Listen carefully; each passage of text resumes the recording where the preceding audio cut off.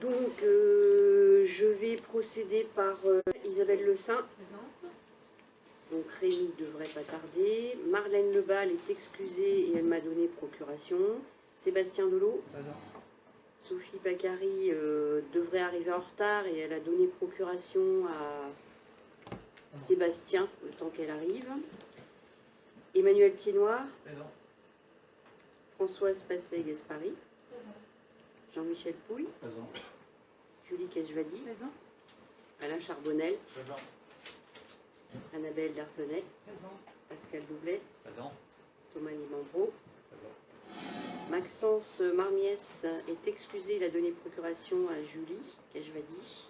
Jérémy Durier. Présent. Clélia Jarnier. Présente. Walter Lebourg est excusé, donc pour le moment il avait donné procuration à Rémi qui n'est pas là. Bon, voilà. Sylvie Martin-Pernel est excusée à donner procuration à Isabelle Le Saint. Christelle Le Provost est excusée à donner procuration à Annabelle Dartenay. Laurence Lefebvre. Présente. Sylvie Gattier est excusée à donner procuration à Annie. Dominique Taillebois. Ben. Pas d'interrogation. Donc il est absent pour le moment en tout cas. Absent. Annie Roumy, Oui. donc présente. Gilles Tourmente. Pas de nouvelles, pas de nouvelles. Annie Gringor Présente. est là. Et Daniel Le Chaplin. Présent. Donc, pour cette séance, je propose qu'Emmanuel Piednoir soit secrétaire de séance pour ce conseil. C'est Emmanuel. Et je fais passer la feuille.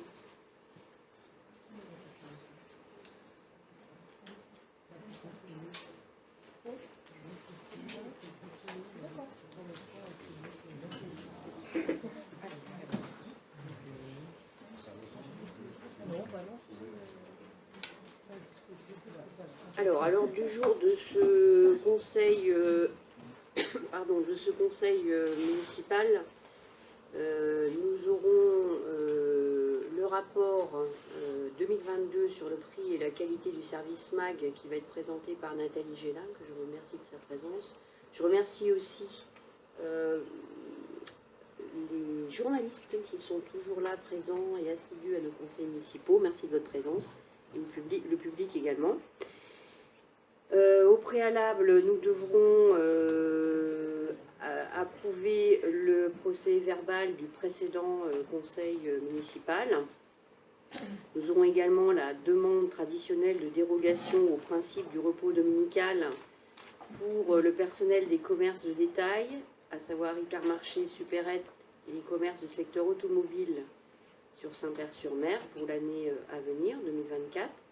Un rapport annuel d'activité de Joie Casino, le recrutement d'un vacataire pour le service de la police municipale, la modification du contrat de location pour les jardins familiaux et le tableau des effectifs au 2 janvier 2024.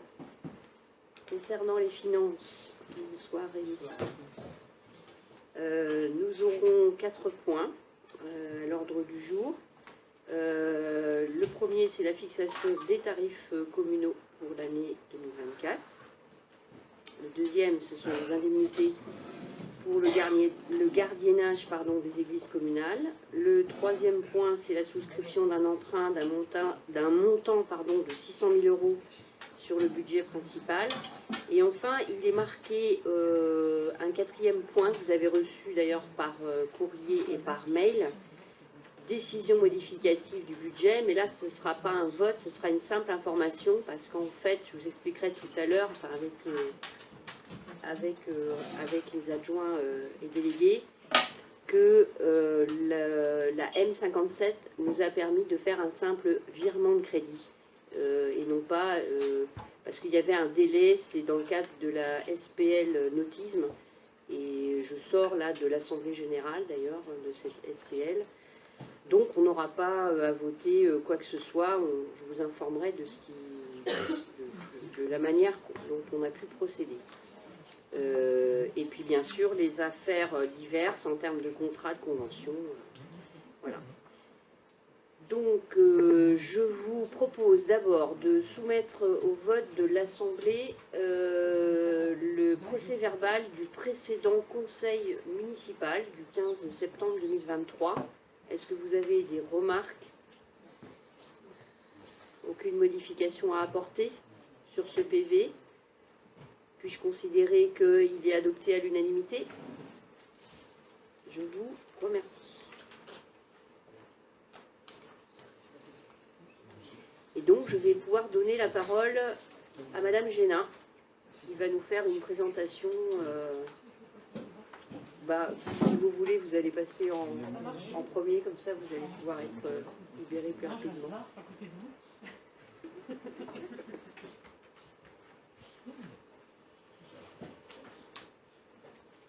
Bonsoir à tous.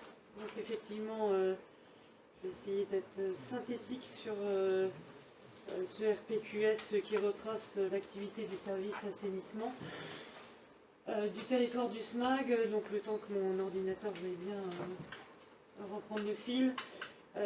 Donc un syndicat qui s'étend sur 13 communes jusqu'à la fin de 2022, mais au cours de cette année, effectivement, des décisions ont été prises pour effectivement procéder à une extension de périmètre avec l'approbation de l'adhésion de 3 communes, celle de Saint-Jean-des-Champs, de Saint-Pierre-Langer et de Champeaux, sur une décision du comité syndical du 5 juillet. Je ne vais pas savoir tout par cœur jusqu'au bout.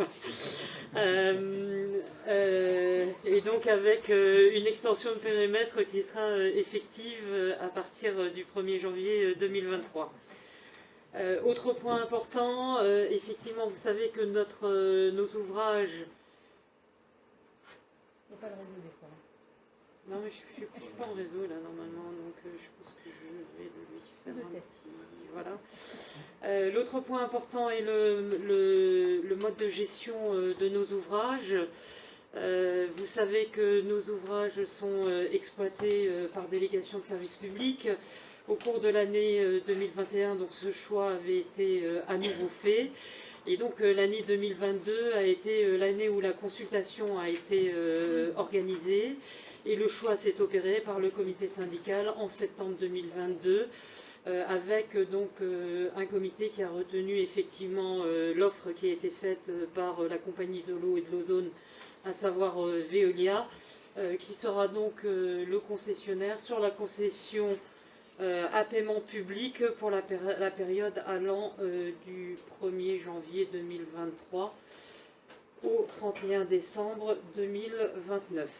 Donc voilà pour ces généralités. Je vais y arriver, hein.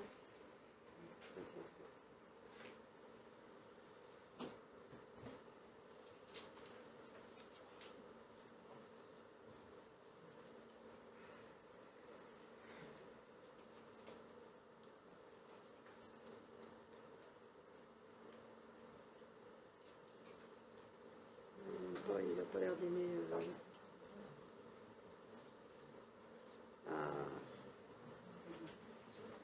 Alors,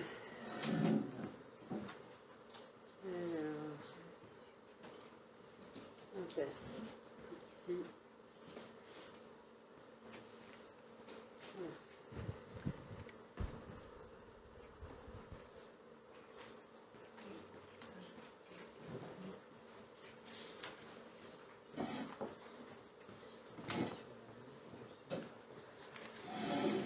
Voilà. Voilà, donc ça on a fait, juste pour revoyer la carte, voilà.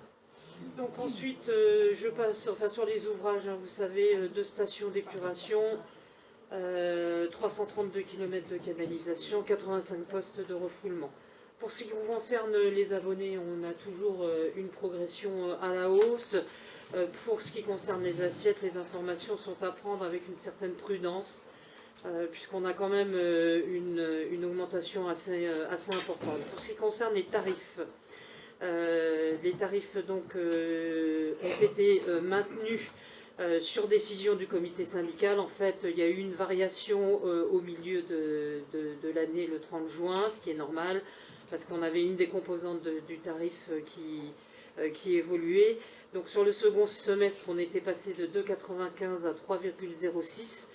Et les élus élus du comité syndical ont souhaité qu'au 1er janvier 2023, on revienne à ce tarif de 2,95 € TTC, venant du coup annuler l'augmentation qui était due notamment aux augmentations de l'électricité. Pour ce qui concerne les volumes, un peu moins d'eau en arrivée en tête de station, 2 200 000 m3 avec 40% d'eau parasite. Non, pardon, 37% de saturation sur la charge organique et 40% sur l'hydraulique, donc on a encore de la place. 30% d'eau claire parasite avec une diminution mais moins de précipitations, plus de volume en assiette, moins de volume en entrée, donc c'est un peu sans surprise tout ça.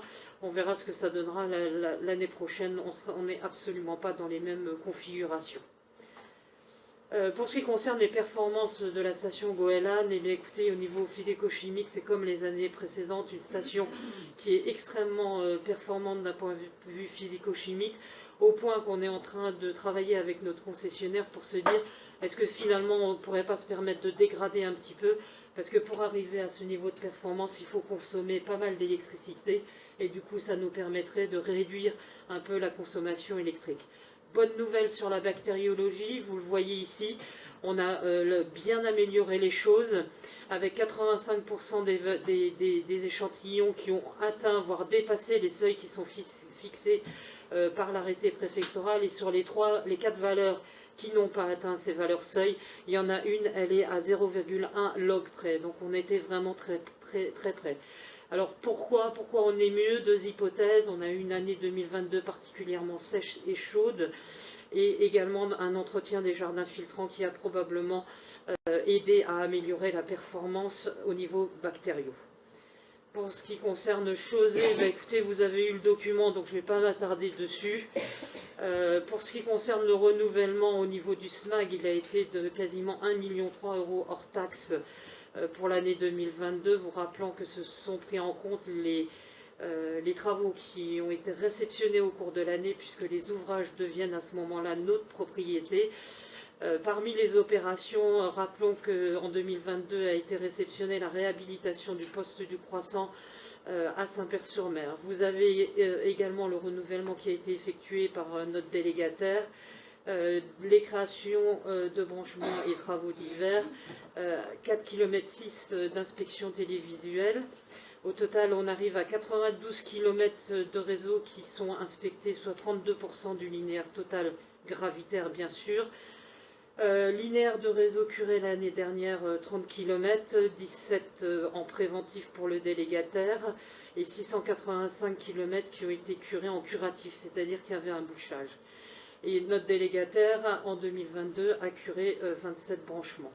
Pour ce qui concerne les contrôles de branchement sur le territoire du SMAG, au 31 décembre 2022, et depuis que les contrôles ont commencé, nous arrivons à 8189 biens qui ont été donc contrôlés, ce qui nous donne 90% de branchements conformes et 10% de branchements non conformes. Vous savez que grâce au fonds de l'Agence de l'eau Seine-Normandie, nous pouvons apporter des subventions dans le cadre d'une convention de mandat aux personnes qui ont une propriété dont le branchement est non conforme. Notre service a instruit 49 dossiers qui ont permis de verser au 31 décembre 2022 78 000 € d'aide. Sur le territoire du SMAG, en 2022, nous avons fait 907 contrôles. Là, le taux de conformité pour cette année s'élève à 89% et 11% de non-conformité. Maintenant, je vous invite à ce qu'on regarde un peu la situation sur Saint-Père-sur-Mer. Au total, nous avons fait donc 1646 contrôles, dont 89% sont conformes et 11% sont non conformes. Pour 2022, 121 contrôles ont été effectués avec un même pourcentage de conformité et de non-conformité. Si l'on regarde sur les différents bassins versants, la Seigue, Grâce de Dieu, Pluviale de Sissi et le Tard, globalement, on trouve les mêmes pourcentages de conformité et de non-conformité qui sont très hauts. Donc on peut quand même être très satisfait de cette situation-là. Juste donc pour ce qui concerne la qualité des eaux de baignade, c'est une information que je vous donne, mais je demanderai à la presse aujourd'hui de ne pas la diffuser dans la presse parce que c'est une information encore provisoire dans l'attente de la validation par l'Agence européenne pour l'environnement. Mais sachez que donc en 2022, si effectivement ces classements sont validés, en tout cas il y aura une évolution sur Saint-Père, c'est la grâce de Dieu qui passera en qualité excellente. Donc vous arriveriez sur 3 plages à avoir 2 plages de qualité excellente. Mais s'il vous plaît, ne communiquez pas dans la presse parce que c'est le préfet qui est chargé effectivement de communiquer cette information. Voilà, mais il était un petit peu difficile effectivement de ne pas vous en parler ce soir. Voilà, en ce qui me concerne les travaux, eh bien, écoutez, des divers travaux ont été faits, généralement des remplacements des mises à la côte de tampons, une petite extension rue des Marais pour pouvoir pour un branchement. Et puis sinon, donc 8 branchements ont été créés au cours de l'année dernière et une boîte de branchement a été remplacée. Voilà, eh bien, écoutez, j'espère avoir été suffisamment synthétique. Je suis à votre disposition. Merci pour votre attention.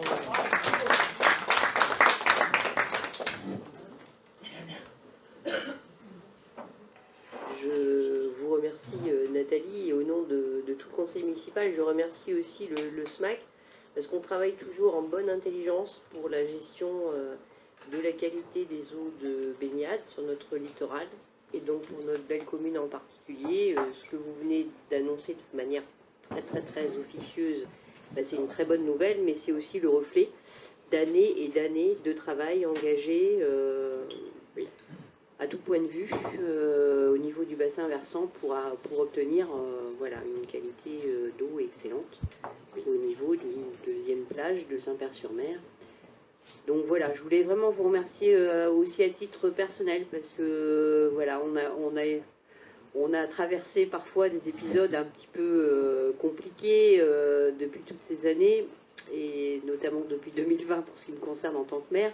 Mais c'est vrai qu'on a toujours une qualité d'échange et d'écoute et une réactivité excellente. Donc voilà, merci. Je ne sais pas si tu voulais rajouter un mot, Amine, peut-être. Juste rajouter que 2022 s'est passé, que 2023 il s'est aussi passé des choses avec le SMAC, notamment sur Caronbourg, avec les travaux qui ont été faits en collaboration entre le SMAC et la ville, et que ça a été un chantier, je pense, bien mené de part et d'autre. C'est vraiment important de travailler en même temps sur ces sujets-là. Parce que c'est vrai que les travaux, ça occasionne toujours des désagréments, mais quand on peut tout faire en même temps, c'est quand même appréciable.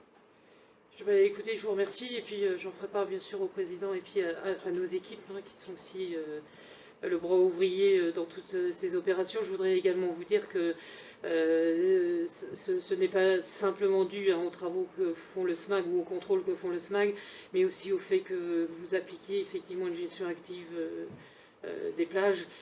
Pas toujours simple pour un maire, parce qu'à des périodes, des fois où c'est très ensoleillé, venir apposer un arrêté d'interdiction temporaire de la baignade, c'est pas forcément facile. Mais aujourd'hui, effectivement, sur nos bassins versants, et on l'a vu quand on a eu un incident à Maloué, voilà. Bien évidemment, et puis le problème qu'on avait eu sur la canalisation avec un déversement dans le pluvial Sissi, permettent effectivement, c'est des situations qui arrivent, le zéro risque n'existe pas, et dans ce cas-là, vous aussi vous savez réagir, et c'est ce qui permet aujourd'hui de faire également progresser ces classements. Il vous reste effectivement, et je sais que vous y êtes attaché, celle du cœur de Bourg. Croisons les doigts et espérons qu'on y arrivera. Voilà. Merci Madame Gélin, merci Nathalie. Je vous souhaite une excellente soirée. Et si on ne se revoit pas, belle fête de fin d'année, parce que je suis pas sûre de... Voilà. Ouais. Merci beaucoup.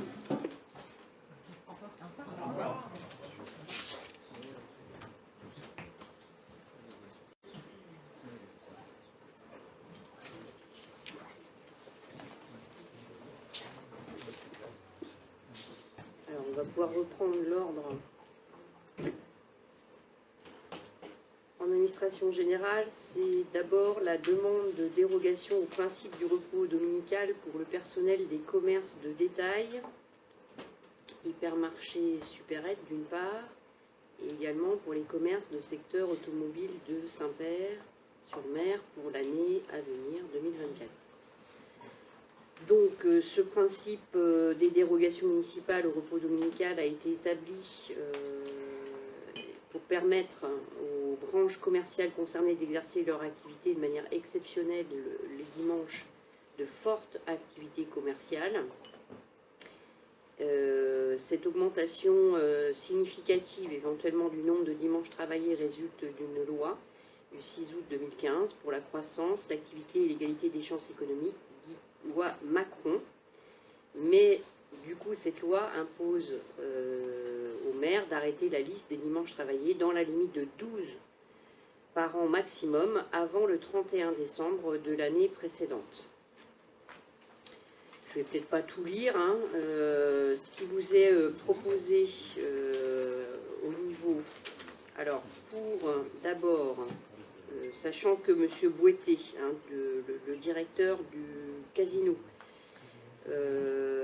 a demandé, comme tous les ans, des dérogations pour 12 dimanches pour l'année 2024, que M. Godefroy, qui est le président départemental de la Manche du Conseil national des professionnels de l'automobile, sollicite une dérogation au repos dominical en faveur des salariés des commerces du secteur automobile pour les 5 dimanches. Lui, il a donné 5 dates: 14 janvier, 17 mars, 16 juin, 15 septembre, 13 octobre, alors que Casino a demandé 31 mars, 19 mai. Je considère qu'on ne pourra pas travailler le dimanche, de base. Il y a plein de régions qui arrivent à le faire.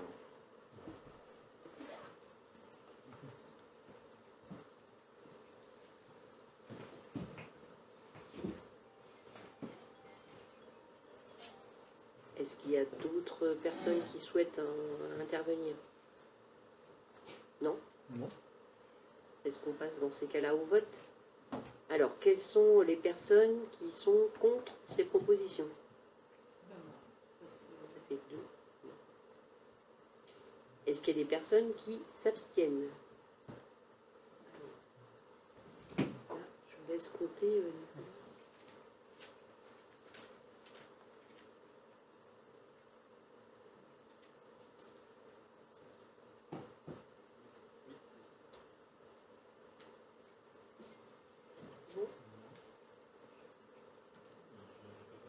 Alors, relevez la main s'il vous plaît. Levez bien haut.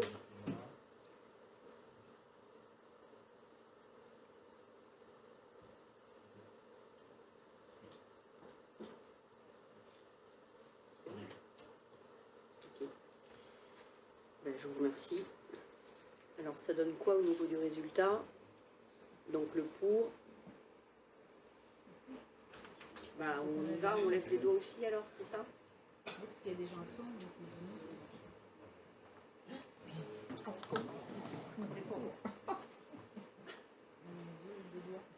Mais Sylvie, elle votait quoi? Sylvie, elle votait quoi? Elle votait abstention.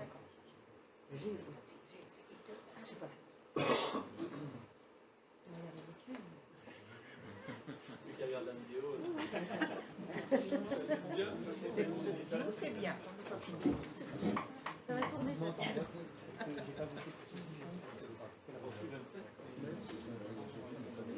Elle était là lundi soir.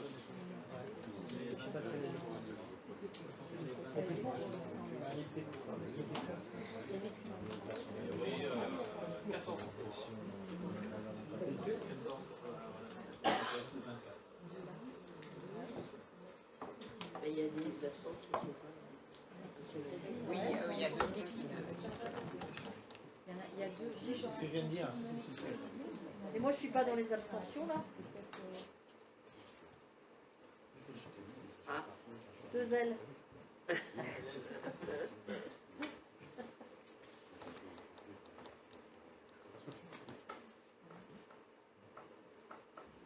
Laurence Lefebvre, elle. Elle. Ah, voilà.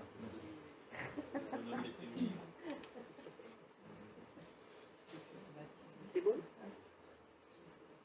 C'est bon? Ok, merci. passer au troisième point, c'est le rapport annuel d'activité du Joa Casino et je vais donner la parole à Rémi.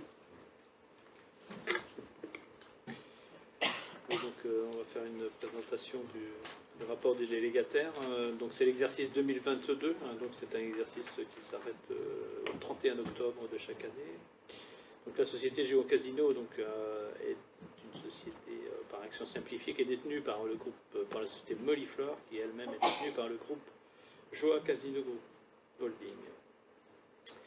Donc elle est représentée, la société Joa, le Casino de Saint-Père est représentée par la présidente Pauline Boyer, Martin, et le directeur général, c'est M. Thierry Soudry, depuis le 1er juin 2020.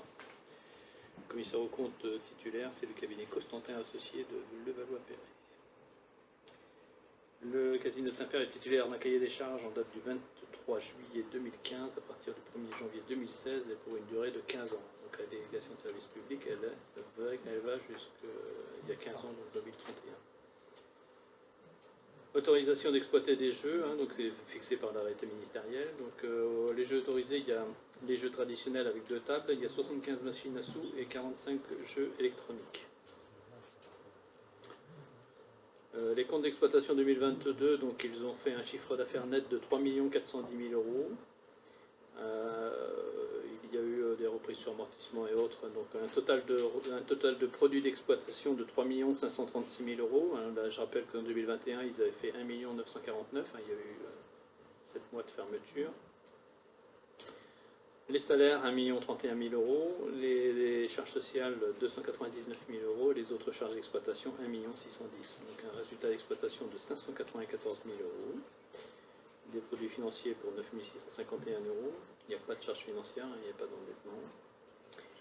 Des charges exceptionnelles pour 35 000 euros. Un impôt société de 152 000 euros. Donc un résultat net de 416 523 euros contre 188 078 en 2021, qui était l'année particulière suite au Covid. Donc voilà, après on va vous passer, je passe, on va pas parler d'annexes sur les comptes annuels, ça n'a pas trop d'intérêt. Ils ont investi en 2022 334 000 euros, donc pour 181 000 euros de renouvellement de parc de machines à sous, de licences et kits pour 115 000, du mobilier pour 3 400 euros, du matériel d'exploitation au restaurant pour 9 000 euros, et puis un peu de matériel ondulaire, photocopieur et matériel informatique, ça fait un total de 23 000 euros. Donc là, on a un tableau synthétique qui rappelle les 5 dernières années d'investissement. Donc lors du comité de suivi, on a demandé à M. Soudry de nous faire un état des investissements prévus jusqu'à la fin du contrat de DSP, parce qu'il a un montant d'investissement à respecter dans ce contrat de DSP. Ensuite, les méthodes d'amortissement, tout ça, on va passer cette part d'intérêt. Les autres dépenses réalisées dans l'année, donc des dépenses par nature, donc les charges personnelles, on l'a vu, donc 1 330 000, charges de fonctionnement 657 000 euros contre 427 000, entretien à réparation 98 000 euros contre 48 000, et l'amortissement donc des investissements 289 000 euros contre 200 859. Donc après un arrêt total de l'activité durant 7 mois, l'état des dépenses par nature permet de constater que l'activité du casino a repris dans sa globalité malgré les contraintes administratives de début de saison. L'effectif réajusté aux besoins et aux attentes de notre clientèle représente le poste d'engagement le plus lourd. Les charges de fonctionnement subissent l'impact des premiers effets de l'inflation. Note néanmoins que nos engagements en termes économiques d'énergie, moins 10%, permettent d'atténuer partiellement les effets de la hausse des tarifs d'électricité. La reprise d'activité induit des effets sur le matériel d'exploitation, ce qui entraîne mécaniquement une inflation des dépenses d'entretien. Donc voilà, donc tenue des salles, analyse de la qualité des services, donc tenue des salles de jeu, donc l'établissement respecte strictement la réglementation des jeux, donc ils sont contrôlés.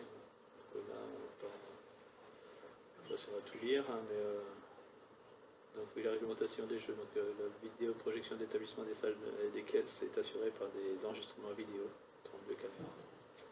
Surveillance humaine qui est assurée par l'ensemble des employés sous la supervision du membre du comité de direction présent dans la salle, une équipe de 5 personnes et plus particulièrement en charge d'assurer l'accueil des clients, le contrôle de l'identité des clients. Effectivement, il faut la pièce d'identité pour rentrer, afin d'interdire l'accès aux mineurs et des personnes faisant l'objet d'interdiction de jeu. Dans le cadre de la mutualisation des espaces accueil-caisse, les employés sont également en charge des opérations de charge, d'encaissement et de paiement. Donc la vidéoprojection, la salle de machine à sous et les caisses, l'entrée et le coffre de la salle de compter sont sous surveillance vidéo permanente avec un enregistrement numérique de 32 caméras et c'est stocké pendant 18 jours.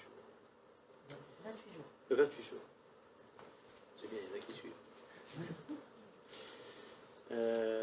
Donc effectivement, on rappelle que c'est interdit aux mineurs. Depuis le 1er novembre 2006, le contrôle d'identité est systématique pour tous les clients et est assuré par l'équipe en charge de l'accueil. Les affichages obligatoires, donc bon, voilà, ils sont en règle. Les produits des jeux, donc il y a eu des produits des jeux, total des machines à sous de 5 311 000 sur 2022 contre 2 304 000 l'année précédente. Pour rappel, c'est un peu inférieur à 2019 où on était à 5 600 000 euros. Donc après vous avez la décomposition pour les jeux traditionnels, blackjack, la boule, le blackjack électronique et la roulette anglaise électronique, qui fait un total de 146 000 euros. Donc en synthèse, il n'y a pas de comparaison possible effectivement entre 2021 et 2022 du fait de la fermeture.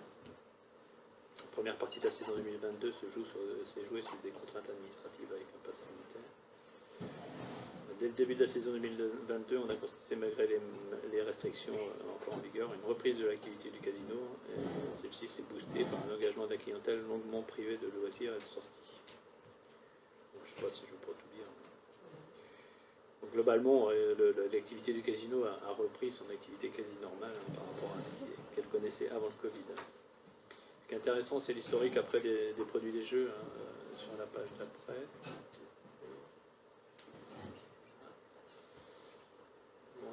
On a les graphiques de l'historique du PBJ, du produit de brut des jeux. On voit qu'effectivement on avait une courbe qui continuait à augmenter jusqu'en 2019. Donc il y a eu la cassure du Covid et là on voit qu'on remonte progressivement pour rattraper quasiment l'année 2019. Les parts de marché, donc là en dessous on a un graphique avec les parts de marché. Donc on voit que Saint-Père se tient avec 30,84 de parts de marché. Donc 30,48 l'année dernière, et après il y a Coutainville qui est à peu près au même niveau et Granville qui est au-dessus avec 38%.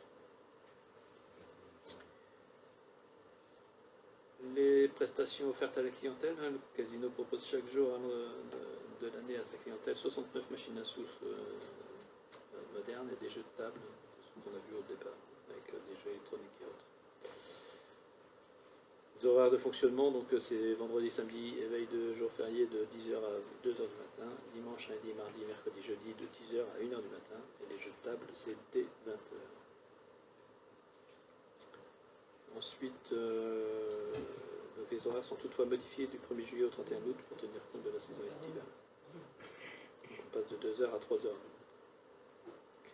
Le comptoir Joa, donc 70 couverts, qui est ouvert normalement tous les jours, avec un service midi et soir pour le restaurant.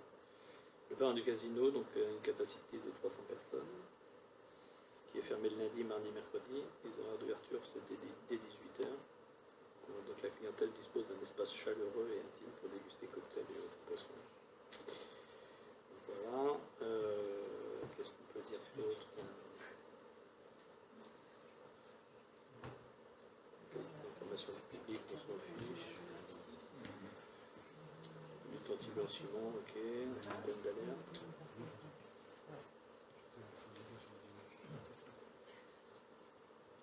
Moi, je ne vais pas tout vous lire, parce que sinon, c'est un peu...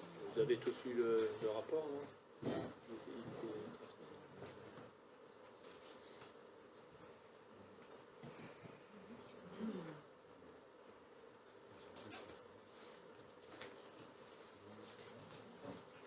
On va passer plus loin, donc compte rendu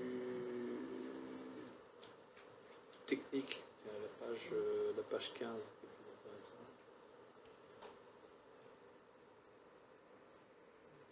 Avec les statistiques d'activité du casino, hein, donc les entrées au couvert en 2021 et 2022. Les machines à sous, donc il y a eu 35 000 entrées en 2021 et 77 000 en 2022. Les jeux de table, 2000 personnes, contre 816 en 2021. Et restaurants, 21 000 couverts, contre 12 000 l'année précédente. Donc avec 77 000 clients, le casino de Saint-Père a retrouvé un rythme d'activité en adéquation avec son format, même si la chute de 19% par rapport à 2019 représente un manque à gagner sensible. Donc, les jeux de table attirent plus de 2000 personnes, donc 5 joueurs par jour, une fréquentation qui permet d'assurer une ouverture de table quotidienne. Le restaurant retrouve sa clientèle, la saison estivale s'est déroulée dans des conditions difficiles. Donc 2022, il avait une pénurie de main-d'œuvre. Donc cette situation a généré un dysfonctionnement entre le 13 septembre et le 2 décembre, obligeant à restreindre notre capacité d'accueil et à limiter les services. Les animations, donc il y a eu des spectacles et des concerts, donc ils vous mettent un topo de ce qui a été dépensé en termes de spectacles, concerts, pour 8 362 €, animation jeux gratuits 98 000 €, autres 2 450 €, et sponsoring à des clubs pour 2 830 €. Et puis participation à l'Office du tourisme, autre MAQ, participation financière 105 000 €.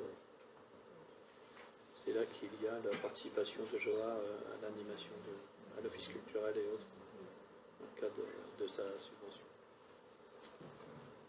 Les salariés, il y a en moyenne 32 personnes donc, qui sont réparties en fonction des services administratifs, bars et autres. Donc les jeux, ça représente 50% environ du personnel et 35% pour les périphériques. Et le reste, c'est la relation clientèle et les fonctions support. Donc voilà, après, on a l'effectif par cadre et non cadre, par tranche d'âge et par sexe. Donc après, qu'est-ce qu'on a comme tableau intéressant? Donc oui, en page 19, on a nous rappelle les prélèvements communaux qui ont été faits sur le produit des jeux. Donc 2022, on a eu 524 000 €, plus 161 000 € de prélèvement de jeux, plus le loyer, et puis la taxe foncière. Donc il y a un total de 831 000 € de recettes pour la commune sur le bilan en 2022, contre 422 l'année d'avant. Oui, l'activité restaurant, donc sur le tableau d'après, qui est intéressante, on retrouve les comparaisons, même pour les produits des jeux, donc les comparaisons 2019, 2021, 2022. On a des produits des jeux en 2019 à 5 799 000 € et à 5 458 € en 2022. Donc encore une petite baisse par rapport à ce qu'ils connaissaient. Le restaurant, donc ils ont fait une année 2022 à 574 000 € de chiffre d'affaires contre 548 en 2019. Donc malgré les difficultés, ils ont un chiffre d'affaires qui a augmenté. Donc voilà, sur 2022. Après, on a les tarifs pratiqués.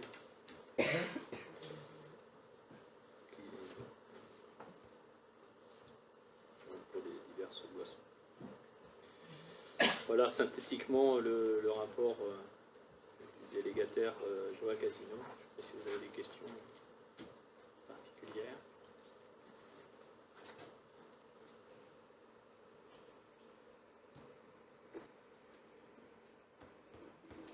Pas de questions sur ce rapport. Non, j'avais pas vraiment de questions. C'est fermé le lundi soir, mardi soir, mercredi soir et jeudi soir. 4 soirs, c'est fermé. Ouais. Et pour la période qui en va comité suivi, on va en rediscuter jusqu'au 22 décembre. jusqu'au 22 décembre et ça recommence en janvier, je pense. On voit qu'il avait des difficultés par rapport au restaurant déjà l'année dernière, parce que c'était à peu près sur la même période qu'il avait été amené à nous demander si on était d'accord pour qu'il puisse fermer. La raison qui a été invoquée est celle de, non pas de pénurie de personnel pour cette année, mais d'heures sup qui ont complètement explosé, et donc de nécessité de récupérer.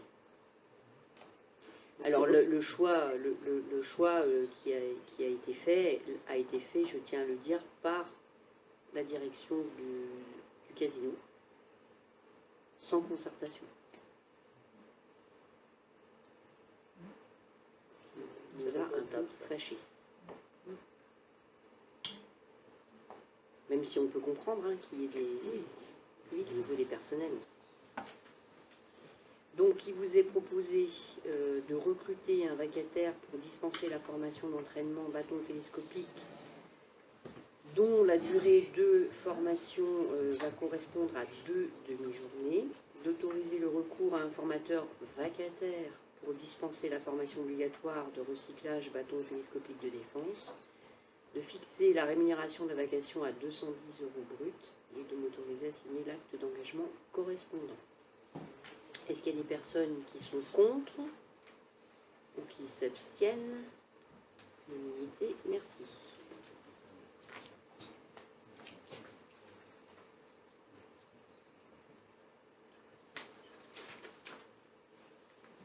Point numéro 5, c'est la modification du contrat de location de jardins familiaux et je vais donner la parole à Isabelle. Merci beaucoup. Donc, les jardins familiaux, donc, ils sont situés donc, au Petit Quéron, donc, auprès de l'usine d'eau donc, et du centre équestre, donc à Saint-Père. Ils sont au nombre de 12 parcelles, en fait, de 150 à 200 mètres carrés, en fait, à peu près, donc, pour les foyers en fait, de Saint-Père. Donc, les jardins familiaux, rappelons-le, c'est quand même un atout précieux pour la commune, donc ils favorisent l'agriculture urbaine, la cohésion sociale et le bien-être des bénéficiaires. Le contrat de location donc, actuel qui date en fait de 2012 donc, a été revu un petit peu dans sa fonction parce qu'il manquait des petites choses, donc était à revoir. Donc en fait on a revu en fait avec discuté, on l'a bien examiné avec le président en fait de l'association des jardins familiaux, donc Monsieur Leneveu, le 13 novembre.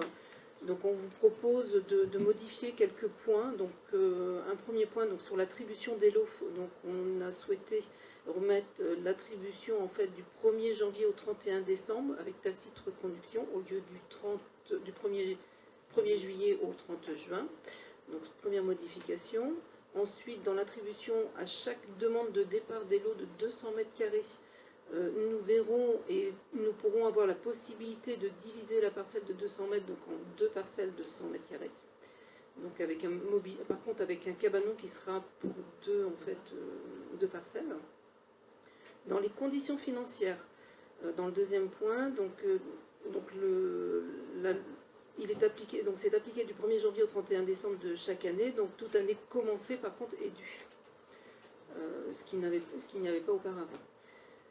Dans les conditions générales, dans le quatrième point, donc les serres seront limitées à 10% de la surface utilisée donc par le jardinier et les tunnels sont autorisés en dessous de 2 mètres, pas au-delà. Auparavant, c'était 1,60 m. Donc, dans le point 4.3, l'entretien des cabanons, donc y compris la lasure extérieure, est à la charge des jardiniers. Dans le point 4.6, un point de collecte de déchets verts sera mis en place, qui était déjà actuel, mais pas vraiment concrétisé. Donc, on mettra un petit air de compostage. Dans le 4.7, au niveau des plantations, donc arbres et arbustes, donc il est accordé en fait de planter des arbusiers, petits arbres fruitiers, sous condition de hauteur de 2 mètres. Donc par contre, sur autorisation de la mairie. Ça c'est important aussi. Et au niveau de la restitution en fait des parcelles, donc il est à noter que toute année entamée est soumise à facturation annuelle.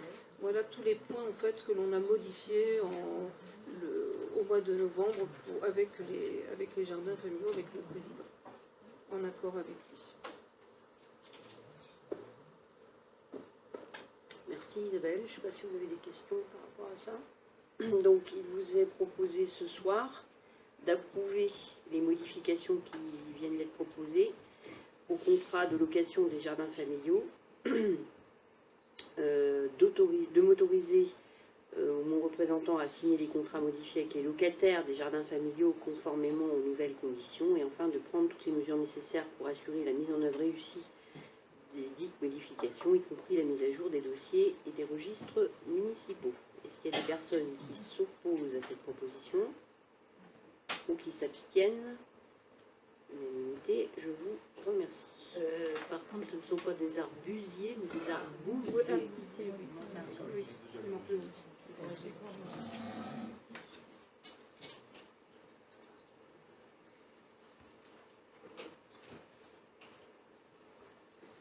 Alors, le 6e point est une délibération qui porte sur la création d'un emploi permanent et je vais donner la parole à Emmanuel. Merci, Adaïg. Effectivement, dans la délibération, on propose de créer un poste permanent à hauteur de 28 heures par semaine.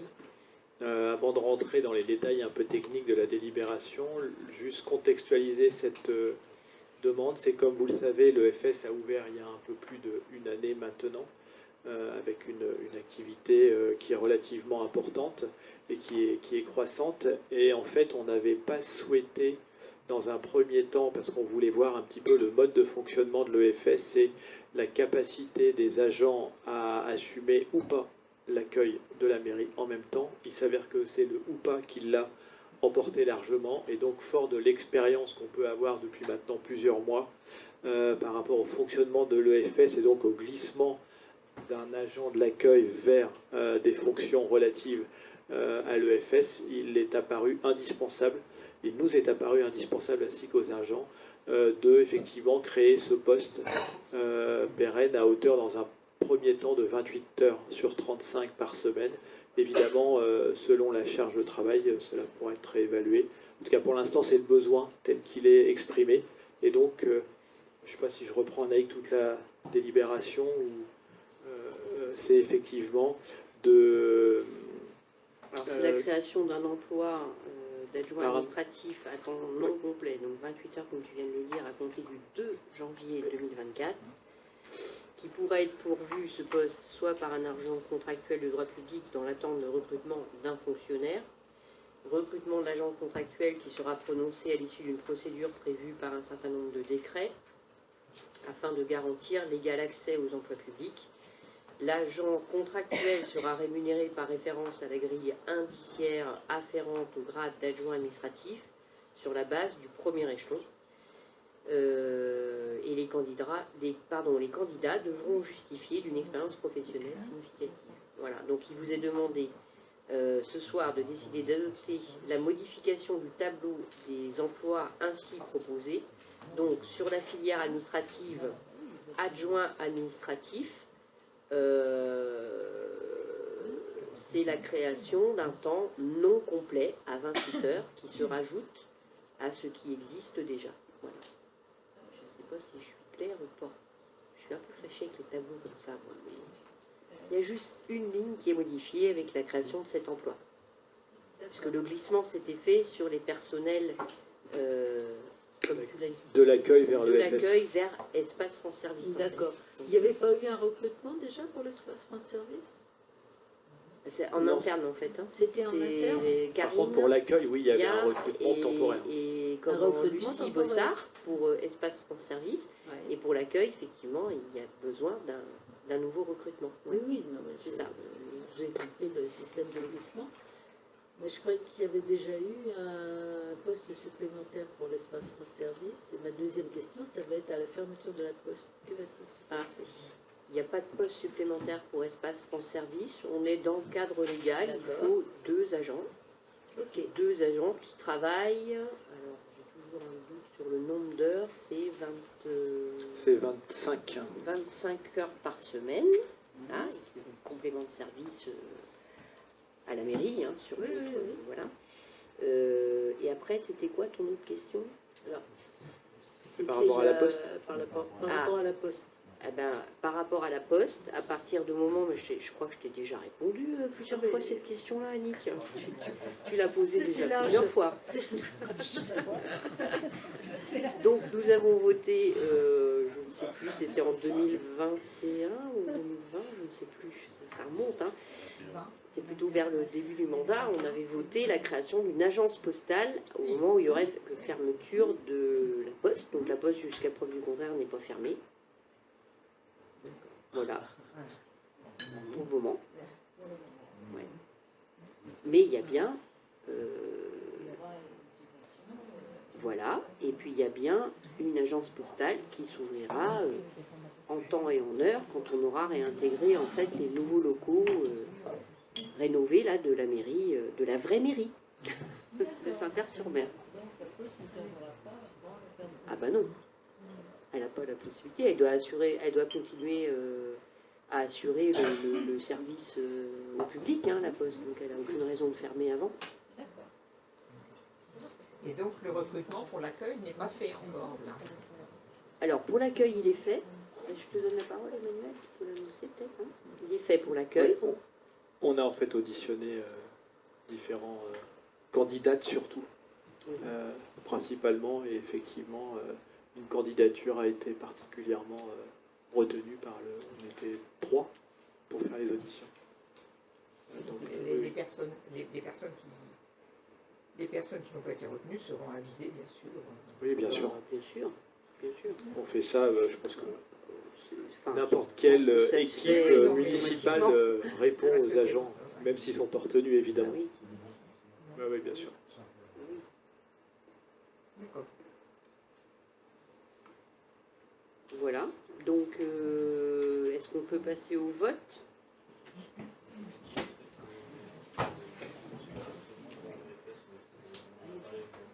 J'avais dit au dernier conseil hein, qu'on avait eu une bonne nouvelle des services de l'État, que les subventions octroyées pour Espace France Service vont augmenter à partir de 2024. Ça, tu t'en rappelles ? Oui, Voilà. je me rappelle.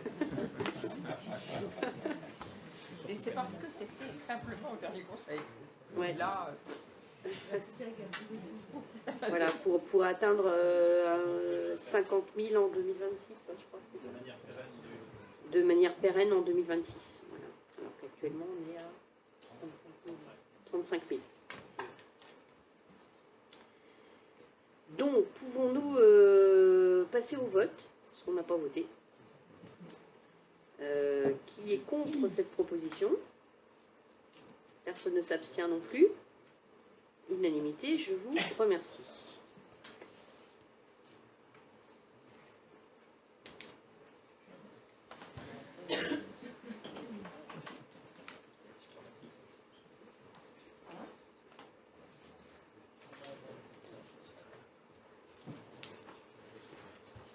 Alors, nous allons pouvoir passer au chapitre finances, avec tout d'abord fixation des tarifs communaux pour l'année prochaine, 2024. Je vais donner la parole à Pascal. Bonsoir.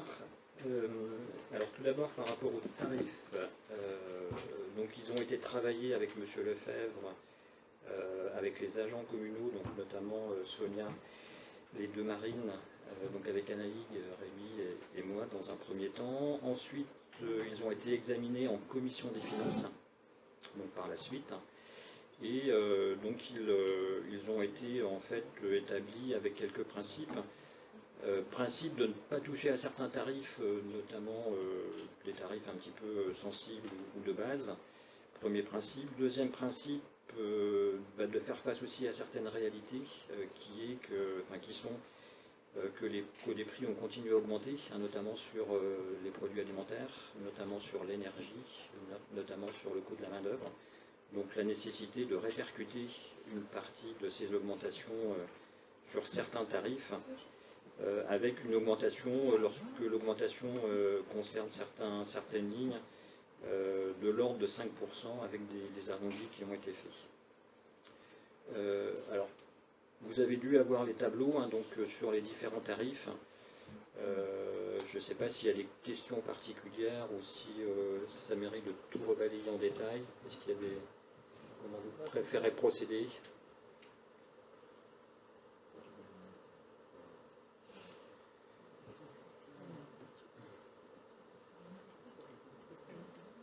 Oui, tout à fait, ouais, ça a été travaillé en commission des finances, la dernière, en commission des finances. Alors après, voilà, s'il y a des points particuliers ou des questions particulières. Il y a un point quand même essentiel, c'est en ce qui concerne un certain nombre de tarifs pour les enfants notamment, de rappeler qu'il y a l'application du quotient familial qui permet à certaines familles de bénéficier de réductions. en fonction du quotient familial, donc qui est donc le revenu ramené au nombre de parts, et donc là qui permet à un certain nombre de familles de bénéficier de tarifs plus avantageux relatifs à leur situation sociale. Donc ça concerne effectivement le tarif des repas, mais ça concerne aussi le tarif de tout ce qui est accueil au centre de loisirs pour les enfants. Et donc ça, c'est une mesure qui continue évidemment. Si je peux me permettre, en fait, à titre indicatif, j'ai demandé au moment en fait de la commission finance à Sonia Sosro de nous donner en fait une visibilité sur effectivement depuis 2022, l'année scolaire 2022-2023, nous avons mis en place, comme tu le disais tout à l'heure Pascal, les tarifs modulés pour accompagner les familles avec plus de difficultés. Donc sur cette année, donc à la rentrée 2023-2024, il y a 204 familles qui sont inscrites à l'école Anne-Franck. Sur ces 204 familles, 20 familles ont un quotient familial CAF inférieur à 578 €, soit 9,80%. Il y a 101 familles qui ont un quotient familial entre 579 et 1200 €, soit un pourcentage de 49,5%.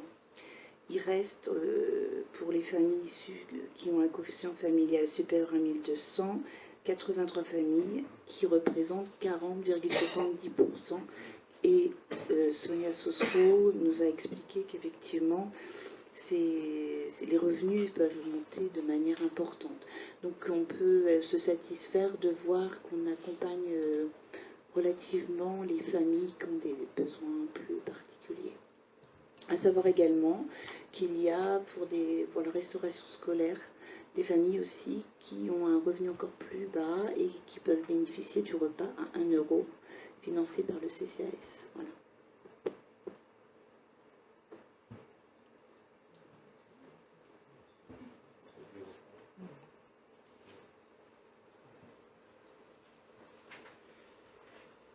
Est-ce qu'il y a des remarques particulières ou des questions sur les différents tarifs, sachant qu'il n'y a pas non plus de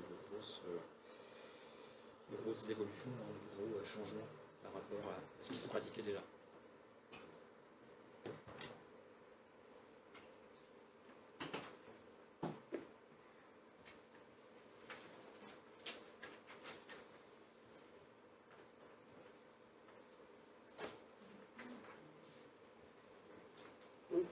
Chaque proposition avait été validée à l'unanimité par la commission finance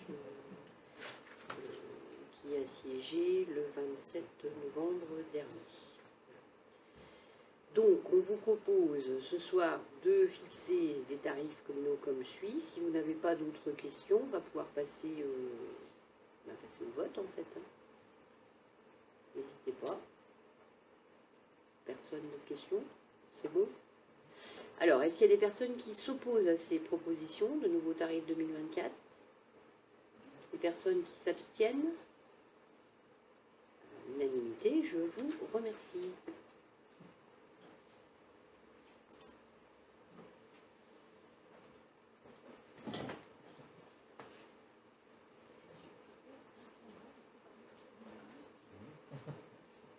Alors, traditionnel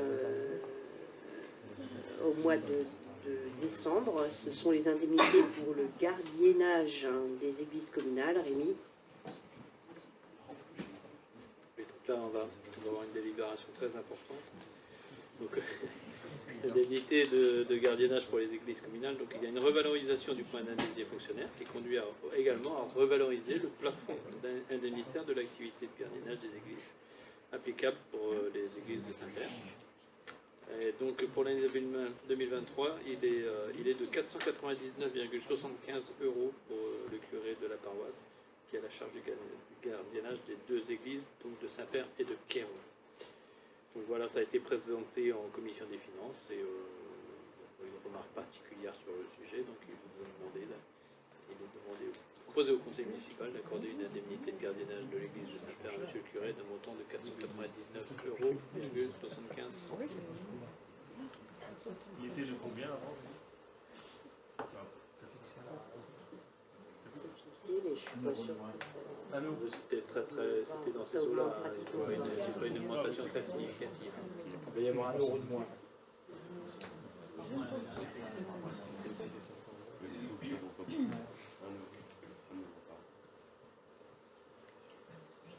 Donc, si vous n'avez pas d'autres questions ou remarques, on va pouvoir procéder au vote. Il y a une question, Annie? J'avais une question, oui. En cas de problème de vol, d'incendie, de détérioration, est-ce que la responsabilité de monsieur le curé est engagée? Dans la mesure où il est... Non. Non, c'est nous qui Non, comptons. c'est nous qui... Oui. Après, ce qu'il peut faire ou pas, là, il y a eu dernièrement quelques dégradations qui avaient été constatées. Ça relève par contre de sa responsabilité d'aller porter plainte ou pas. D'accord. Il n'a pas souhaité le faire d'ailleurs, pour information. Mais non, non, ça n'engage pas. Non, hein, parce que nous sommes. C'était à titre de renseignement. Hein, parce que Je suis allée 2 fois porter plainte moi, pour des vols. Hein. Pardon? Je suis allée porter plainte 2 fois pour des vols. Donc c'est la même responsabilité. Ok. Merci. Alors, est-ce qu'il y a des personnes qui s'opposent à cette proposition d'indemnité ou qui s'abstiennent? L'unanimité, je vous remercie.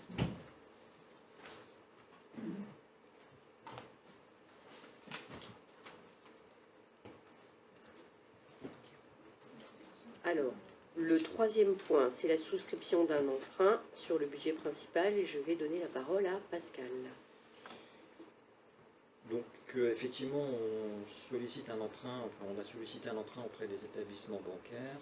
Alors pourquoi? Premier élément, c'est que l'année 2023, comme vous le savez, est une forte année au niveau des travaux pour la commune, avec la place Marlan, avec le bourg de Quéron, avec la mairie. Donc on n'a pas les chiffres définitifs, mais on doit être autour de 3 millions d'euros d'investissement pour l'année 2023. Que ces investissements sont essentiellement financés par des subventions, mais aussi par de l'autofinancement de la commune, et que compte tenu de l'ampleur de ces investissements et de la nécessité de répartir entre de l'autofinancement d'une part et un étalement dans le temps d'autre part, il nous est apparu judicieux de solliciter un emprunt à hauteur de 600 000 € pour ne pas tout prendre en autofinancement au niveau de la commune.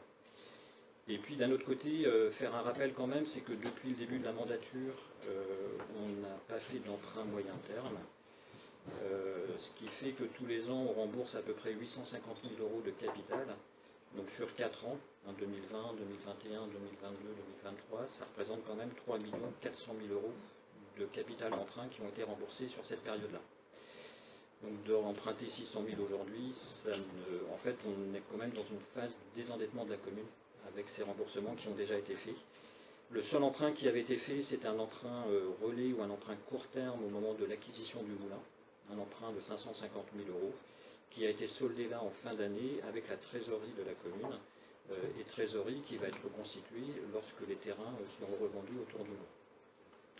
Donc concernant cet emprunt de 600 000 € qui concerne donc des travaux des travaux pérennes qui sont faits pour durer, on a sollicité les établissements de la place, donc les établissements bancaires, donc la banque postale, la caisse d'épargne, le crédit mutuel, le crédit agricole. On a sollicité aussi la banque des territoires. Et donc on a eu un certain nombre de réponses. Alors on n'a pas tout remis dans le tableau toutes les réponses qu'on a pu avoir, sachant que on a mis en fait les propositions les plus intéressantes de chaque établissement, avec quand même quelques règles que je voudrais rappeler. C'est qu'en fait, un emprunt, on le fait aussi sur une durée qui correspond à l'objet. Donc là, on est sur des objets de travaux de long terme. Donc on avait sollicité sur 15 ans ou sur 20 ans des propositions. Mais c'est toujours plus intéressant d'emprunter sur une durée plus courte que trop longue. Donc c'est pour ça qu'on a retenu plutôt les propositions sur 15 ans. Autre point aussi, c'est qu'on avait des propositions sur des remboursements au trimestre ou à l'année. Et quand on rembourse un emprunt au trimestre, c'est plus avantageux que de le rembourser à l'année, hein, puisqu'au final, il y a moins d'intérêt. Et puis, on a aussi sur les collectivités la possibilité de rembourser les emprunts soit en échéance constante, ça veut dire que les échéances capital et intérêt sont les mêmes du début à la fin, soit en capital constant, donc c'est-à-dire qu'on rembourse le même capital du début à la fin et que les intérêts sont recalculés à chaque échéance, ce qui fait des échéances ce qu'on appelle dégressives. Et donc les remboursements d'emprunts à capital constant sont plus avantageux puisque le capital est remboursé plus vite. Donc au final, il y a effectivement moins d'intérêt pour la commune. Donc si on regarde le tableau comparatif avec les propositions reçues, donc sur 15 ans, donc caisse d'épargne, un taux à 4,81 avec des échéances au trimestre en échéance constante.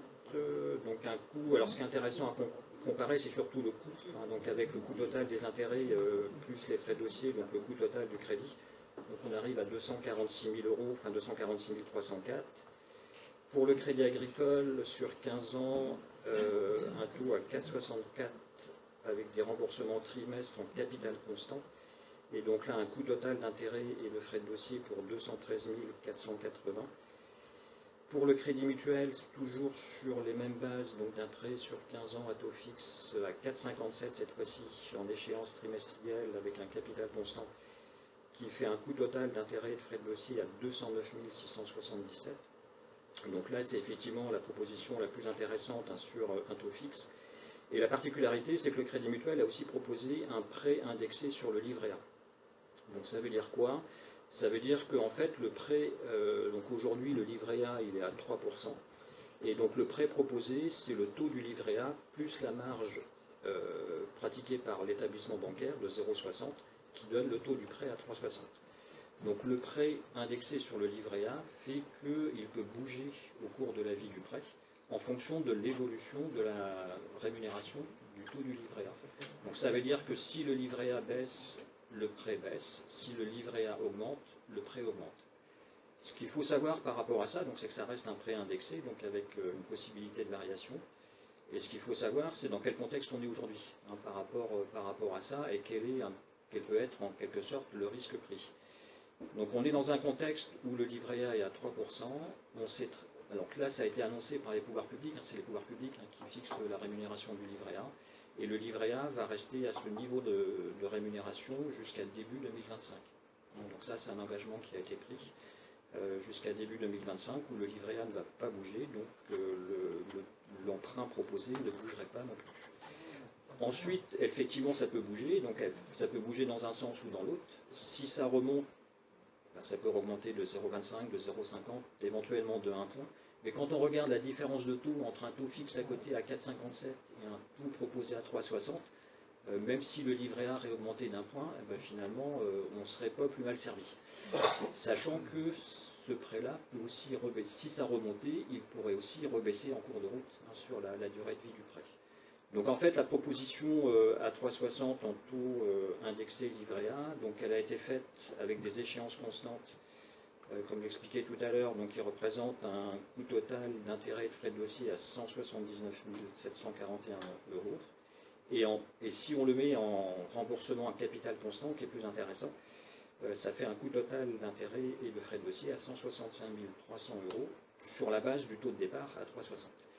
Donc là, effectivement, on constate que le prêt indexé livret A reste très compétitif avec un risque qui reste mesuré quand même par rapport au contexte où on est aujourd'hui sur un contexte général de taux, alors je ne sais pas si vous suivez un petit peu l'actualité, donc qui ont fortement augmenté ces derniers temps, mais là on arrive quasiment sur un palier. Hein, donc on est sur une phase où l'augmentation se calme, ou se tasse.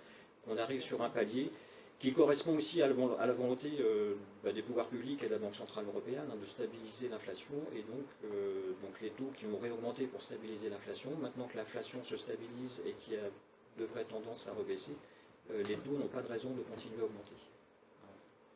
C'est un petit peu le constat ou l'analyse qu'on peut faire aujourd'hui. C'est le souhait. Mais c'est la volonté, en fait, les mesures ont été prises pour ça en tout cas. Et c'est ce qu'on constate, hein, puisque en regardant des courbes, on regarde assez régulièrement, hein, c'est qu'on arrive effectivement sur un palier en ce moment. Donc la proposition qui a été étudiée aussi en commission des finances, Donc c'est celle du Crédit Mutuel sur un emprunt de 600 000 € indexé sur le livret A. Donc avec un taux de 3,60, des frais de dossier de 600 € et donc des remboursements au trimestre en capital constant.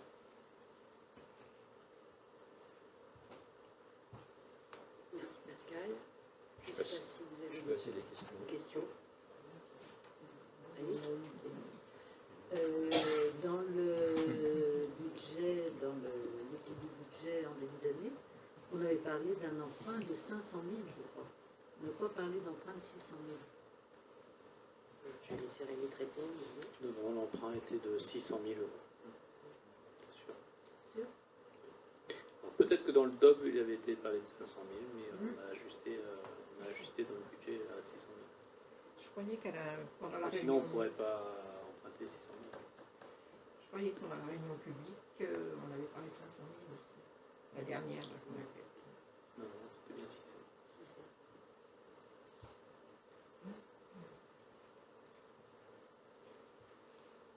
Je ne sais pas si vous avez d'autres questions. On peut procéder au vote. Donc, Alors, juste, je n'ai pas participé Oui. au vote, comme je travaille Oui. dans un établissement bancaire Ouais. concerné, je participe à la vote. Donc, Nicolas, que Monsieur Doublet ne prend pas part au vote. Alors, est-ce qu'il y a des personnes qui sont contre cette proposition? 3 votes contre, c'est ça? Est-ce qu'il y a des personnes qui s'abstiennent? Une abstention. Je vous remercie.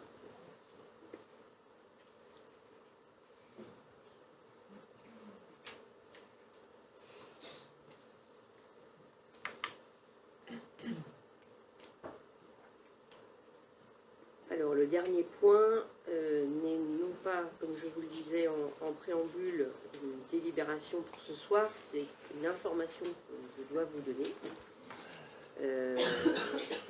Nous avions prévu éventuellement donc une décision modificative au budget. Il se trouve que finalement, grâce à la M57, on pouvait faire un virement de crédit plus directement. Et ça, d'une part, et d'autre part, on s'est retrouvé un peu pris par le temps parce qu'il fallait faire le virement qui remonte de la préfecture à la trésorerie suffisamment tôt pour que le conseil d'administration qui siège ce soir à Granville-Terre-et-Mer, le nouveau conseil d'administration de la société publique locale Nautisme, GTM Nautisme, puisse certifier qu'il avait bien en trésorerie le capital social constitué. Et donc voilà.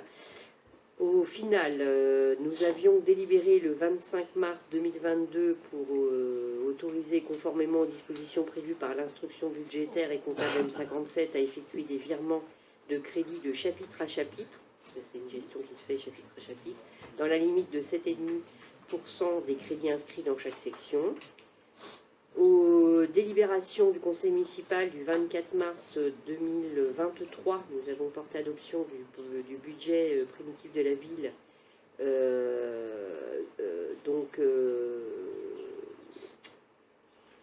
du budget principal de la commune, pardon, et au vu de l'instruction budgétaire et comptable M57 en vigueur, considérant également la nécessité d'abonder les crédits de l'imputation 261, c'est bien technique là, afin de permettre le mandatement des participations financières Granville-Terre-et-Mer Nautisme, délibération du novembre dernier. Un virement de crédit a donc été opéré d'un montant de 1 200 € vers le compte 261 et une diminution donc à l'équilibre d'un crédit d'un montant de 1 200 € vers le compte 21 314 bâtiments culturels. Donc voilà, nous avons procédé à ces virements de crédit comme suit. Au chapitre 26, imputation 261 de 1200 et au chapitre 21, imputation 21 314 de 1200 €. Voilà, je devais vous tenir informé de cela. Je ne sais pas s'il y a des questions. informations. Nous avons terminé le volet finance. Nous arrivons aux affaires diverses. Donc, en convention, il y en a une dans le cadre du projet éducatif territorial qui a été, re-signé avec l'association de sophrologie de Madame Boulaire le 3 octobre dernier. Contrat de location meublée du gîte numéro 42 à Madame Larue et Monsieur Porta le 16 octobre 2023, donc jusqu'à la fin de la période hivernale. Convention d'occupation des locaux salles polyvalentes du 28 au 30 juin prochain 2024 par l'association Saint-Père Moderne Jazz, le 18 octobre dernier. Voilà ce que je pouvais vous dire concernant les contrats et les conventions. Vous signalez également, et je vais faire passer, je remercie Monsieur Nicolas Potel et tous les élèves de CM1, CM2 de la très sympathique carte postale qu'ils nous ont fait suivre, moi et le conseil municipal, donc je vais vous la faire passer. Et en plus, elle est, grâce à Yanaël, agrémentée d'un magnifique dessin, puisque vous savez que les scolaires sont allés en Auvergne. Alors, je crois que j'ai dit où son dessin. Je sais pas comment Les deux classes de CM1 et CM2 sont parties pendant une semaine à la Bourboule. Voilà. Non, oui. C'était un collage. Ils ont fait un collage. On fait un collage. Voilà. Merci à eux. eux. Vu par nos CM1, CM2. Et ils étaient enchantés. C'était un voyage très fort en émotion, culturellement, au niveau de la nature. Et c'est vrai qu'ils sont revenus enchantés. Ils étaient tristes de revenir d'ailleurs, a priori. Vous l'avez vu ou vous voulez que je le fasse passer? Ouais, vous avez vu, je tiens ça bien. Hein. Ah bah les volcans d'Auvergne, c'est vraiment extra. Hein. En plus, ils ont eu du bol. Pardon? La chaîne des puits, il y en a deux.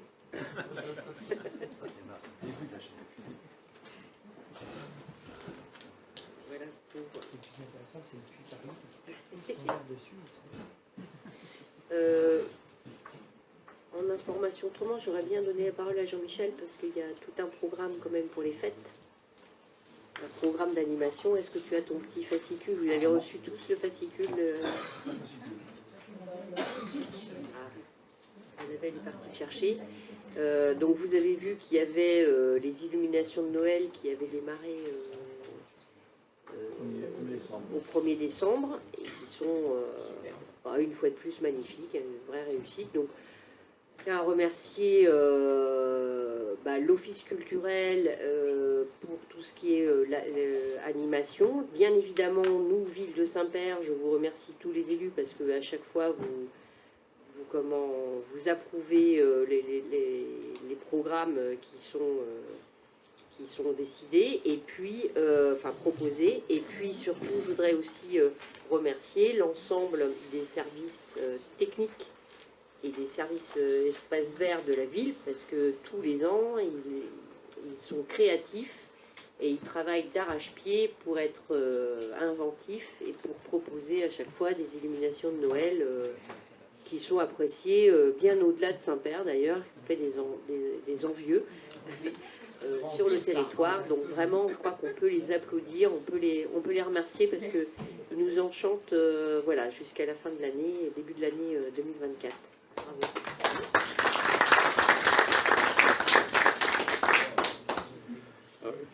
Pour faire bref, parce que bon, en fin de compte, c'est un travail commun, parce qu'en fin de compte, il n'y a pas que l'office culturel, il y a aussi la médiathèque, qui est bien impliquée par deux lectures de contes, et actuellement il y a une exposition de Thierry Lorenz à la médiathèque. Il y a aussi donc l'ASAC qui, donc, elle, a des activités spécifiques à partir de la cabane, et c'est elle, en particulier, c'est elle qui permet à la chanteuse Hélène Dor de pouvoir faire un concert gratuit sur la place Charles de Gaulle. Alors le Père Noël, lui, écoutez, il viendra 2 jours, c'est bien parce qu'en fin de compte, il vient 2 jours. Au lieu de venir le 25, il vient le 20 et le 23. Pas mal quand même. Ah Hein. oui, 24 à 25. Il est pris. Ah, il a autre chose à faire. Évidemment, il distribue. J'espère que vous aurez de beaux cadeaux. Voilà, enfin, et après, donc, vous avez vu qu'il y a donc aussi les expositions qui se tiennent donc, actuellement à la chapelle Sainte-Anne. Vous aviez, qui s'est terminée hier, l'exposition de Lilia Petrichenko, qui était très haute en couleur et, je dirais, très généreuse. Je pense qu'elle a eu pas mal de personnes qui sont venues et je pense qu'elle a fait de très jolies ventes. Il y en a encore une qui commence actuellement de petit artisanat jusqu'au 10 décembre. Et en fin de compte, il y a différentes activités avec un petit manège qui arrive et tout. Voilà. Et il y a aussi un ventriloque qui vient, ça c'est toujours avec la ZAC et avec un partenariat avec le casino, puisque le goûter sera offert par le casino Joa. Et ça sera le vendredi 27 décembre. La semaine, si vous voulez, la semaine qui va donc du 22, du 20 au 27 décembre est très bien remplie. Voilà. Et en fin de compte, pour terminer, si vous avez le courage, vous avez donc le réveillon du 31 décembre à Joie Casino, avec danse non-stop, enfin pas non-stop, parce que c'est 22h30 à 4h. Mais si vous voulez vous trémousser un petit peu, vous pouvez y aller. Ça a l'avantage d'être gratuit. Oui, pardon? C'est gratuit. Oui, c'est gratuit. Oui, c'est gratuit, oui, c'est gratuit. Il n'y a que le repas au casino qui est en bas, qui n'est pas gratuit du tout. Même un peu, enfin non, je dirais rien. Et pour Noël, aussi au niveau de l'école Anne-Franck, le repas de Noël se déroulera le jeudi 20 décembre, avec donc la participation active en fait de l'équipe de la restauration scolaire. Jeudi 21 décembre, oui, parce que le mercredi. Et voilà, et donc c'est vrai que c'est une journée très festive, comme traditionnellement. Voilà. Merci. Donc on peut remercier aussi la ZAC, l'association des commerçants et artisans de Saint-Père, parce que vous avez bien investi aussi ces fêtes de fin d'année. Donc je regarde Annabelle, mais voilà, on les remercier. Et remercier personnellement Annabelle et Louis Dartenay pour le don du cabanon, parce que c'est eux qui ont fait le don du cabanon et la décoration à l'intérieur qui est vraiment extra. Je ne sais pas si vous êtes passé déjà voir. Voilà, donc merci à Loïc et à Annabelle. Vous pourrez quand même rappeler quand même au niveau des enfants pour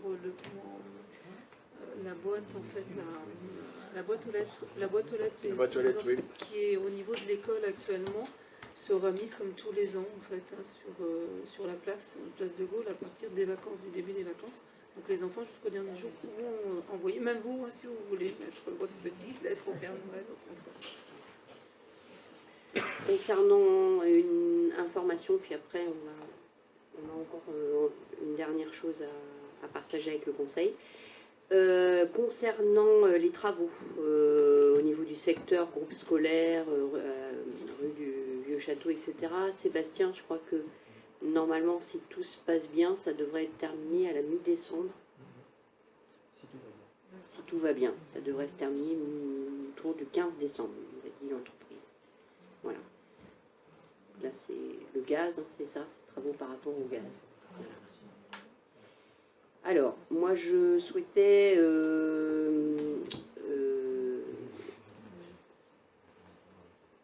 revenir sur le projet de la maison des aidés et des aidants. C'est dommage que Sylvie ne soit pas là ce soir, mais voilà, on va s'exprimer quand même. Je suis un peu surprise de découvrir dans la presse que Madame Gatté et Monsieur Taillebois découvrent par la presse l'évolution du projet. J'avoue que ça m'interroge sur l'implication de nos conseillers départementaux sur les dossiers qui concernent leur territoire et en particulier Saint-Père-sur-Mer, sachant que ce dossier-là ne concerne pas la seule ville de Saint-Père, est bien orienté sur le sud du territoire de notre beau département. Je tenais à dire qu'il n'a jamais été dans nos propos de dire qu'il n'y avait plus du tout de projet, mais bien dans nos propos de dire que le projet avait évolué. Nous avons toujours travaillé avec nos autorités de tutelle en bonne intelligence et en toute transparence. Nous avons régulièrement communiqué, nous continuerons à le faire sur l'évolution du projet. La politique du retour à domicile ayant évolué, nous avons reçu des courriers, tout ce qu'il y a de plus officiel, pour nous inviter à effectivement abandonner le projet tel qu'il était initialement conçu pour le recentrer sur l'EHPAD Le Vallon. Je vais laisser la parole après à Emmanuel qui va pouvoir donner quelques éléments de contexte par rapport à ça. Les échanges se poursuivent, les réunions sont programmées. La prochaine, je crois qu'elle est programmée à peu près fin janvier, voilà, avec les autorités de tutelle. Voilà, donc ce n'est pas faux de dire que le projet initial, dont acte, il ne peut plus exister en l'état.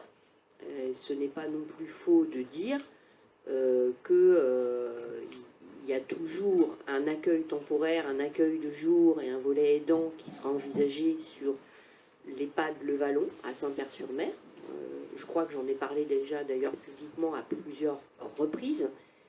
Donc voilà, je voulais exprimer mon étonnement sur cette découverte faite par nos conseillers départementaux et par Madame la vice-présidente à l'autonomie au département sur cette évolution qui est une évolution concertée avec les autorités de tutelle. Ce n'est pas la ville de Saint-Père ou le CCAS qui peut décider tout seul de tout ça, bien évidemment.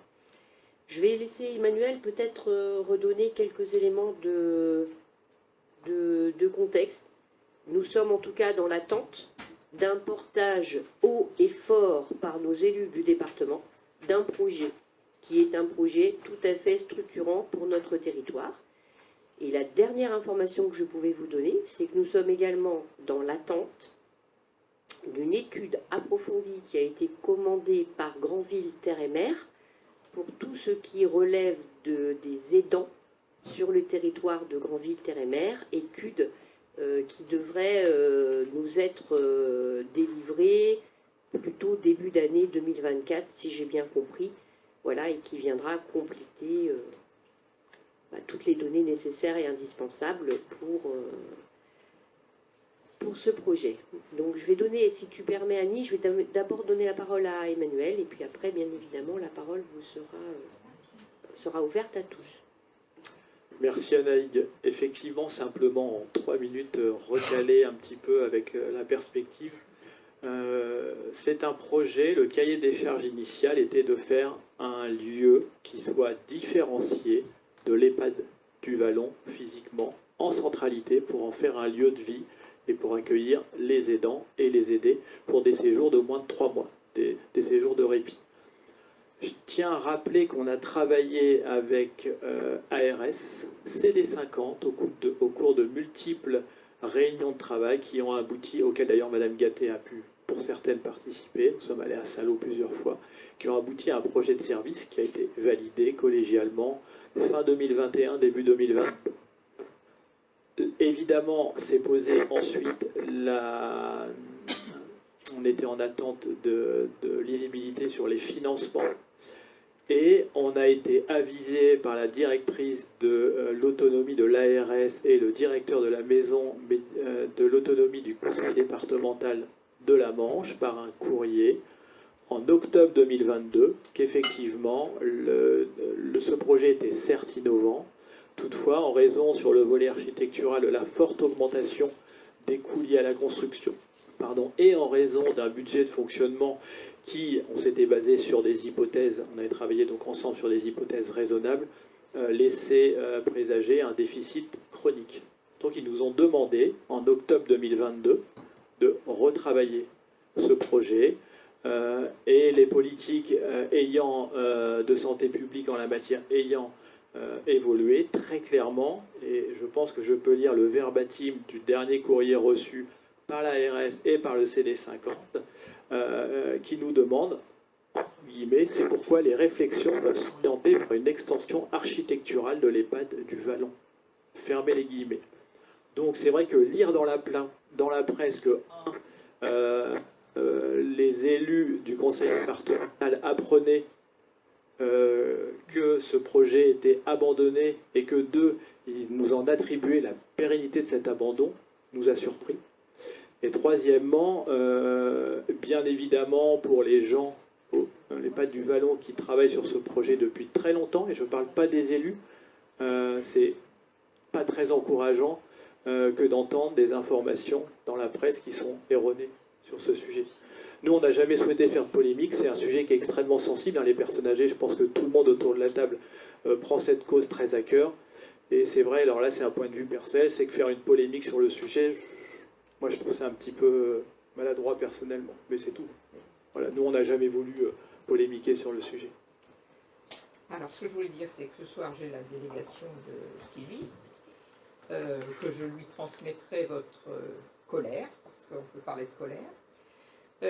Mais ça serait quand même bien que vous vous rencontriez pour en discuter, parce que ça a été fait, écoutez, ça ne semble pas être l'avis de tout le monde.